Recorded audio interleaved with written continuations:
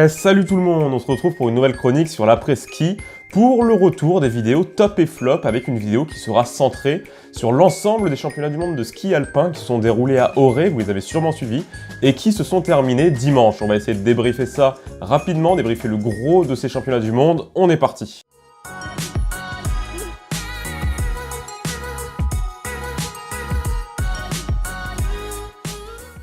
Et qui dit fin des championnats du monde, dit également fin de 2 semaines de compétition intense, et donc beaucoup de choses à dire. Alors beaucoup de choses à dire, oui, mais finalement assez peu de surprises, puisqu'on va voir que les skieurs qui ont marqué de leur empreinte ces championnats du monde sont ceux que l'on retrouve tout au long de l'année sur la Coupe du Monde, sur les étapes de Coupe du Monde. Et j'ai du coup sélectionné 3 skieurs qui ont particulièrement bien géré ces championnats, exception faite d'Axel Lund Svindal et Lindsey Vonn, qui, vous le savez, ont pris leur retraite à l'issue de ces championnats, partant chacun sur une médaille. Donc ils ont incontestablement marqué ces championnats, mais d'un autre point de vue, on va dire que ceux dont je vais vous parler maintenant. Je vous renvoie d'ailleurs à la vidéo qui est déjà sortie à leur sujet la semaine dernière. Et donc on va faire exception un petit peu de Svindal et de Vonn pour se concentrer sur 3 skieurs, skieuses qui ont marqué de leur empreinte ces championnats. Et tout en haut lors de ces championnats du monde, au top du top, c'est incontestablement Mikaela Shiffrin. Alors comme je vous le disais, pas beaucoup de surprises puisque Shiffrin était la grandissime favorite de ces championnats, celle qui était destinée à tout rafler quand on voit son palmarès cette saison et les autres années d'ailleurs.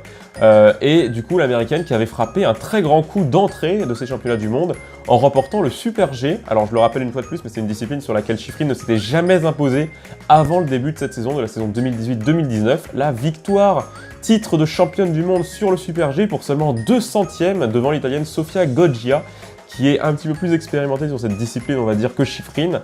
Donc un grand coup qui frappait d'entrée, mais l'objectif principal de Shiffrin sur ces championnats du monde, on en parlait en vidéo au tout début de la chaîne, d'ailleurs quelques semaines avant le début de la saison, c'était le devenir une 4e fois consécutive championne du monde sur le slalom.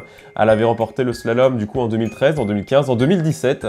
Son objectif était de le remporter également en 2019 pour garder ce titre de championne du monde de slalom. Et c'est surtout ça en fait qui allait axer ou non la réussite de ces championnats du monde.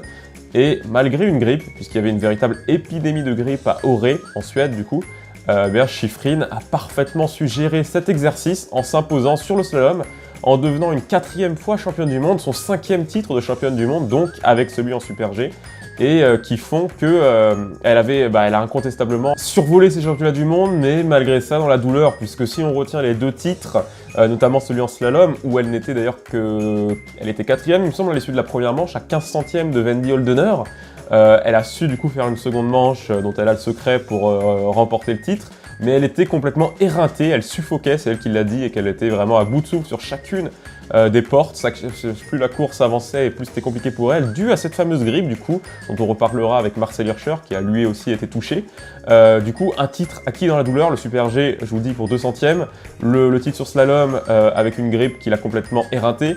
À cela s'ajoute une médaille de bronze sur le slalom géant, là également où elle a vraiment été pénalisée par la grippe.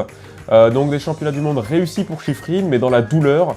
Et si on devait éventuellement tirer une petite déception, ce serait du coup sa seulement 3e place sur le géant, qui était l'un de ses objectifs également, mais qui a été un petit peu, du coup, elle a été un petit peu diminuée due à cette grippe, mais on retient surtout les 2 titres de champion du monde et celui sur slalom, son 4e consécutif, qui était l'objectif, peut-être, s'il fallait en tirer un, outre le fait de remporter un autre gros globe de cristal ou de s'imposer sur le plus de disciplines possible. C'était peut-être l'objectif principal, et du coup un objectif qui est atteint. Un autre qui a assez logiquement et sans grande surprise complètement marqué de son empreinte ces championnats du monde, c'était Marcel Hirscher, puisque lui, ça a été un petit peu plus compliqué que Shiffrin, quoique pour Shiffrin, on vient de le voir, ça a été aussi très compliqué. Hirscher qui a également été victime de la grippe, la fameuse grippe, qui l'a également pénalisé sur le slalom géant, seulement une seconde place. Alors seulement, là aussi, parce que Hirscher n'est pas de la même catégorie que d'autres skieurs, et que lui, même avec une grippe, il arrive à mettre de l'intensité, à partir le couteau entre les dents, c'est ce qu'on a pu voir dès la première manche du géant. Terminant seulement 2e, on va dire seulement, derrière un Henrik Kristoffersen qui signe enfin une victoire significative, enfin un gros titre pour le Norvégien, et Pinturo qui complétait le podium de ce géant. Mais un petit peu à l'instar de Shiffrin, c'était sur le slalom que Hirscher misait la grosse majorité de de ses objectifs, de ses championnats. Et là, encore une fois, malgré une fin de grippe plutôt, puisque c'était la dernière course, c'était la course qui clôturait ces championnats du monde le dimanche. Hirscher n'a pas fait dans la dentelle en s'imposant, en remportant la première manche, une seconde manche totalement maîtrisée, pour remporter le slalom et son 7e titre de champion du monde. Donc là aussi, c'est des statistiques, un bilan comptable qui est assez fou.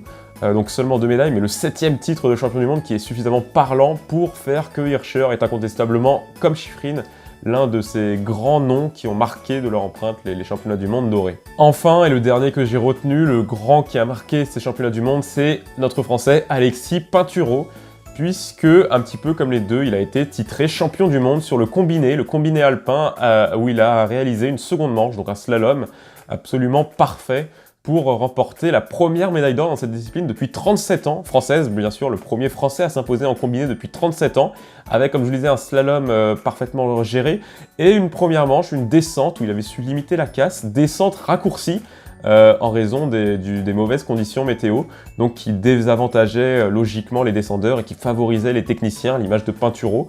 Donc une victoire sur combiné, mais également une 3e place, comme on le disait juste avant, sur le slalom géant, juste derrière Hirscher et Christophersen et Hirscher plutôt, mais du coup un titre, une médaille de bronze, des petites déceptions en revanche sur le slalom, où il était 3e à l'issue de la première manche pour finalement terminer hors du podium à la 4e position.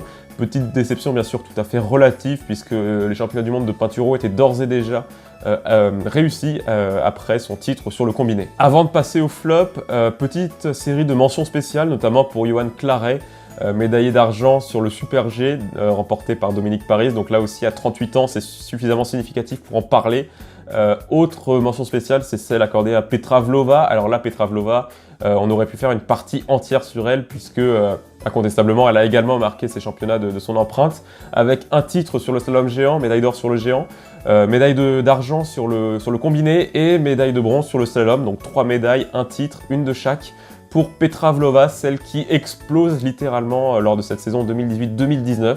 On aurait pu faire une partie là-dessus, mais Hirscher, Shiffrin et Pinturault avaient des titres qui étaient peut-être plus significatifs, je ne sais pas, on en reparlera sûrement à l'avenir, puisque Vlhova est vraiment en train de faire une saison grandissime, et voilà, je voulais en tout cas dans tous les cas faire une mention spéciale avant de passer au flop. Côté flop, du coup, on va surtout retenir la performance décevante donc de l'équipe de France féminine de ski alpin, qui repart sans la moindre médaille. On attendait logiquement Tessa Worley sur le slalom géant, qui est sa discipline phare, sa discipline de prédilection, et où elle passera à côté pour ne terminer que 6e. Il faut quand même souligner la bonne 13e place de Nastasia Noens, et également les 8e et 9e places de Clara Direz et de Coralie Frasse-Sombet sur le géant, qui sont du coup des bonnes places d'honneur, on va appeler ça. Des top 10 sur le géant, une 13e place en slalom pour Noens, c'est vraiment des bonnes places, mais qui sont peut-être un peu loin des attentes qu'on pourrait avoir en ski alpin pour une nation comme la France, et comparé à ce qu'on avait été habitué avant. Donc bien sûr, il faut prendre en compte l'immensité des sacrifices que ce sport représente, et la complexité de performer au haut niveau avec des écarts qui se jouent parfois en quelques centièmes. Du coup, c'est un flop totalement relatif, je précise, avant que certains me tombent dessus. Mais voilà, on espère que dans le futur, la France va retrouver une place parmi vraiment les top nations, avec des médailles sur des championnats du monde régulièrement. C'est tout le mal qu'on peut souhaiter à cette équipe de France qui, force est de constater du coup qu'elle nous a quand même un petit peu déçus sur ces championnats du monde. On attendait mieux en tout cas. Très rapidement, et parce que là aussi on attendait mieux que ce qu'il nous a donné, c'est la performance de Clément Noël. Alors là, je place pas vraiment dans les flops parce que ça peut pas être un flop, c'est plus une déception. Notamment sur le slalom, où après son doublé qu'il avait réalisé en janvier à Kitzbühel et à Wengen, faisait en tout cas office d'outsider, mais qui également a un petit peu déçu, ne terminant qu'à la 7e place au général de ce slalom. Lui qui aurait potentiellement pu terminer sur le podium, voire mieux, un podium qui, je le rappelle, a été remporté par Marcel Hirscher, et derrière que des Autrichiens. Clément Noël qui a également été l'un des artisans malheureux un petit peu de la sortie de la France en quart de finale du Team Event, donc vous savez, cette compétition par équipe, où il avait reconnu lui-même avoir particulièrement mal skié. Donc petite déception pour Clément Noël, mais là encore, son jeune âge et le fait qu'il ne soit pas forcément habitué de ce genre de compétition fait que on on peut pas le mettre comme un flop, c'était juste qu'on aurait aimé le voir devenir champion du monde du slalom dès cette année, ça aurait été juste magnifique. Malheureusement, la réalité l'a rattrapé, mais nul doute qu'il remportera de très grandes courses et de très grands titres dans les années à venir quand on voit encore une fois le doublé et le niveau qu'il a été capable de produire sur la série Wengen Kitzbühel. Très rapidement, et parce qu'il n'y a pas eu que du ski alpin sur ces 2 semaines, on va revenir un petit peu sur le biathlon, notamment sur la très belle seconde victoire en carrière de Quentin Fillon-Maillet sur la poursuite à Soldier Hollow. C'est près de Salt Lake City. Une victoire qui a été bonifiée avec la victoire du relais mixte français à nouveau lors de cette étape de Soldier Hollow. Donc 2 victoires vraiment significatives. Simon Détieux avait également terminé sur le podium sur une autre course un petit peu plus tôt dans la semaine.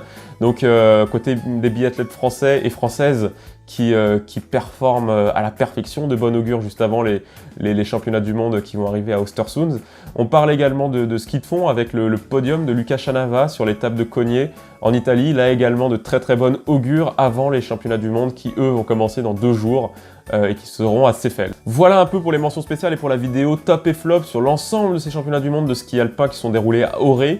N'hésitez pas à me dire si vous êtes d'accord avec ce classement, si vous auriez voulu retenir d'autres noms. Peut-être Dominique Paris qui confirme un petit peu son statut, Krischmeier qui fait également beaucoup de podiums sur ces championnats. N'hésitez pas vraiment à la commenter, à la relayer, à la partager, à la liker si elle vous a plu. Comme toujours, à vous abonner à mes différents réseaux, que ce soit sur Twitter, sur Facebook, mais également sur YouTube. Nous, on se donne rendez-vous très vite, puisque vous l'aurez compris, il y a du biathlon qui arrive, il y a du ski de fond avec les championnats du monde, il y a du ski alpin qui va continuer, la saison n'est pas terminée. Donc, beaucoup de vidéos apparaître sur l'après-ski, restez connectés, et on se dit rendez-vous à très bientôt. Salut tout le monde, ciao!